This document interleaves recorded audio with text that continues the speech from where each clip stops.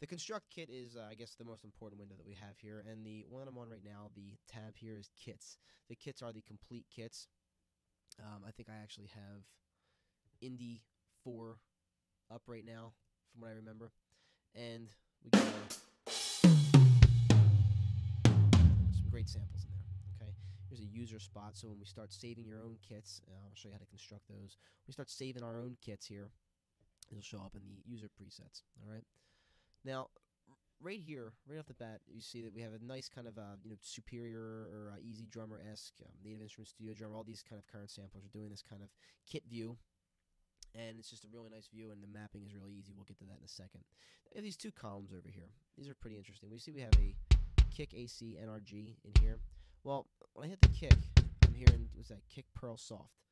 When I hit the kick from my keyboard, I'm actually triggering both of these, and these are really easy to map, which I'll show you in a second, but it's really super easy. If I flip over to instruments here, and we'll go to deluxe and snares. Let's say I want the Black Beauty damped. I'm going to drag it over into this here, and when I hit, it automatically it mapped it for me. I didn't have to do anything. I can hit that separately. I can hit that separately. It mapped it for me, which is really amazing. We can easily change the mapping later on, which I will show you. Now, the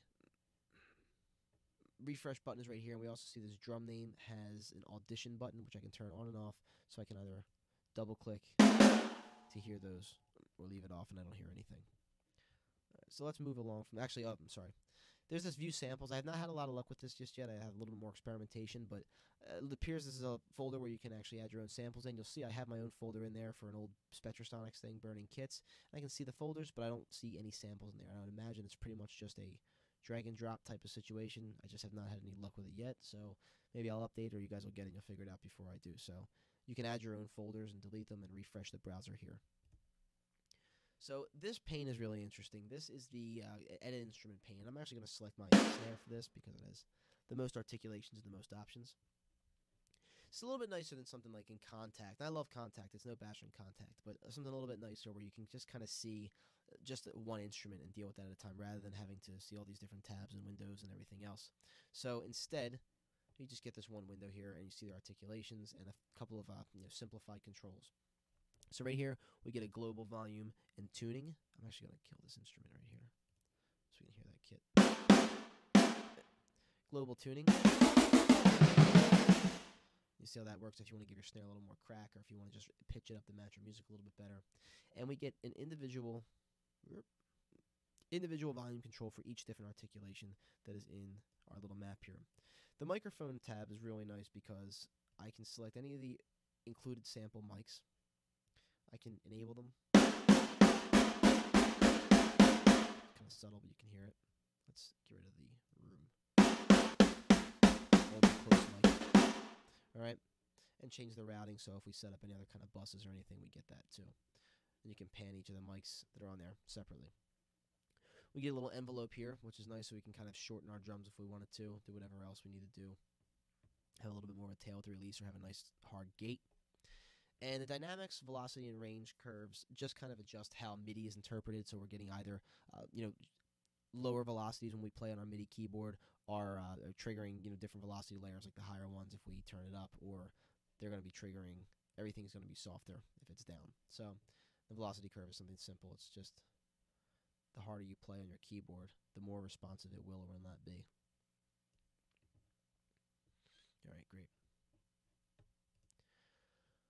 One of the main complaints that I've been hearing so far on some of the forums is that there's no metering on the mixer. Now, Stevens did say that this is a pre-release.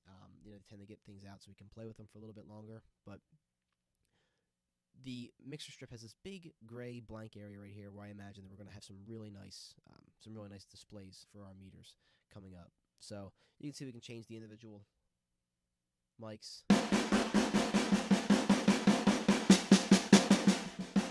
And so on. Phase inverter, pan knobs, and these are already preset kits, they're already panned.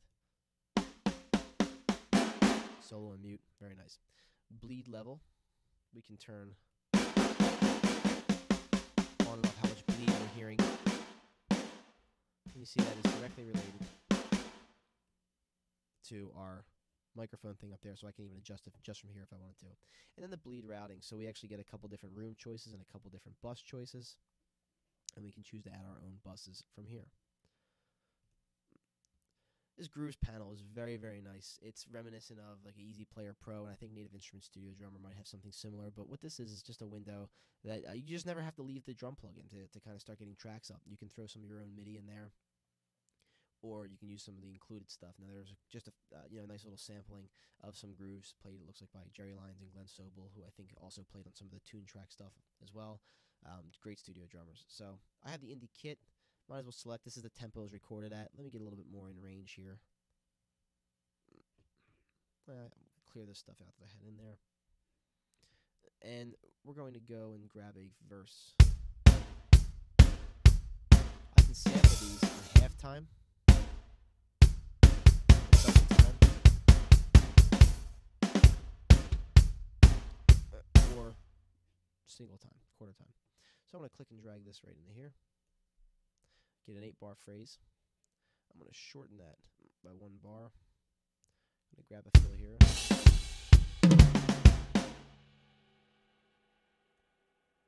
We get a full bar phrase here. And we're going to go to chorus. Just drag it into here. And we'll loop that chorus out in Logic. So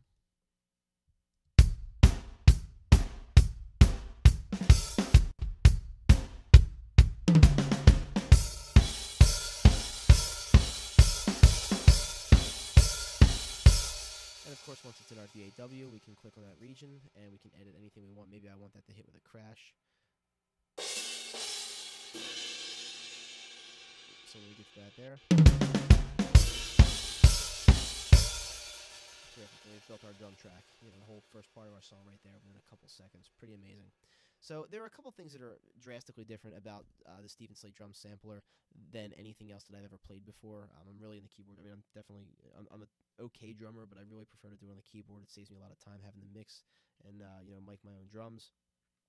And some of the things that you just kind of get used to. That general MIDI drum mapping is just something that's just never really died. So I'm kind of getting used to this. It's very, very different. But luckily, the mapping page here is amazing. We get 3 columns: an in, an out, and an instrument. What note comes in, what note it's routed to, and what instrument is on that note. Now, one of the things that this was not set up for was, and I think I actually did, let me put this back. So this was the default. So this kit by default did not have the kick on B0, and there's our layered kick, by the way. You see that they're both there. If I wanted this kick on B0, I can just drag it right to B0, and I get a little bit of variation. If I want a second kick, or if I wanted them stacked like this. Now, I like to, if you're playing any kind of metal drum part, really a pain to try and play that all in one key. So what I'm going to do is B0, I'm going to map to C1, automatically it changes. And now, when I do any kind of metal drumming on here, you see that B0 and C1 are both, where'd it go? B0 and C1 are both triggering that exact same sample set right there. So that can be really nice to kind of just quickly remap your drums. Maybe you throw in a tambourine or anything else and you want to just drag it around. You can put any of this stuff anywhere. For instance, the crash symbol is now on E2, which I kind of find weird. I like it to be on that C sharp. Just going to drag it there. When I hit the C sharp on my keyboard back here, it's now triggering that, and that's a little bit closer to the general MIDI protocol. This is just for continuous controllers. And also, as you do this, now I might have this mapping just kind of set that way I like it. I can save this in-out map, and I can load in-out maps as well, which also is incredibly handy for electronic drums. That's another one of the real focus things that Steven's trying to do with this one, is just making electronic drums play incredibly well, and the mapping is super easy. I guess this is the least eventful window out of all of them so far, but the settings window is still important nonetheless. Luckily, the entire Stephen Slate Drums library is kept in a single folder, and you can just drag this guy around to wherever your sample library is. It has the drum library data, it has the presets for all the kits, your MIDI grooves, and I have one in here that's not showing up. I'll probably have to restart Logic in order to get that to redraw, and your one-shot samples folder. The license file is also insanely easy, and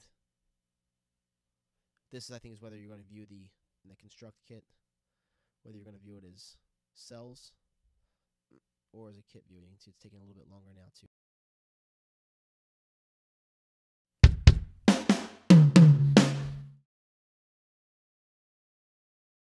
So, I hope you enjoy making music with Slate Drums 4. Really an incredible sampler. I guess this video is just kind of designed to kind of skip preset or watch it on your lunch break or whatever else you want to do. I just want to get everybody excited about it as I am, because it is really going to, I really think he his sleeve. So it's going to be a good time. Enjoy, guys. Have a good time with Slate Drums 4.